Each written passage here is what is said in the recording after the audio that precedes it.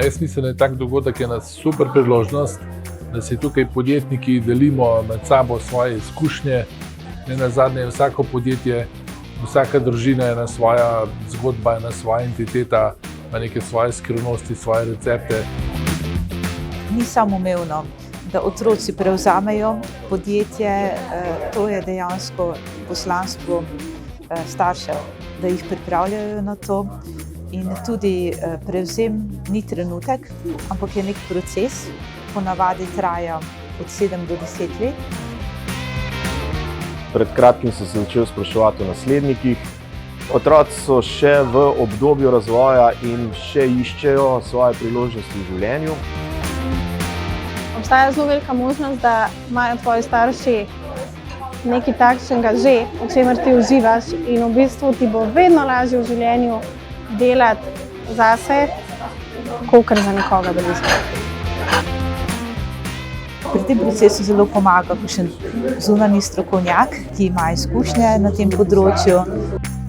Glede na to, da imam v podjetju že 15 let moje zaposlene, ki me spremljajo in ki so predani podjetju, se odločam o tem, da bi dejansko z svojimi zaposlenimi nekako to nasledstvo prenesel na njih in da bi v okviru tega sodelovanja nadaljevali dalje.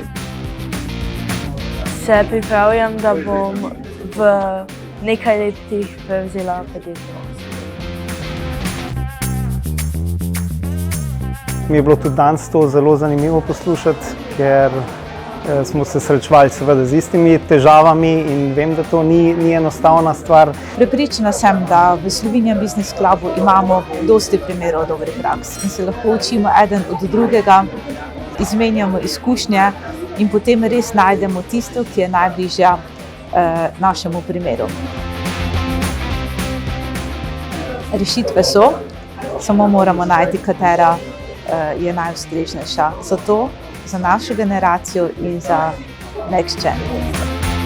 Če si tako na ta način lahko podelimo izkušnje in pa slišimo kakšne dobre prakse, moram reči, vsaj mene osebno to inspirira in tudi vidim, da ostane tukaj in dobiš kakšno zamisel in je to res nekaj pravzaprav najboljšega. Jaz mislim, da je to nekaj ravno glavni cilj, zakaj ta klub sploh je in zakaj fino sem prihajati.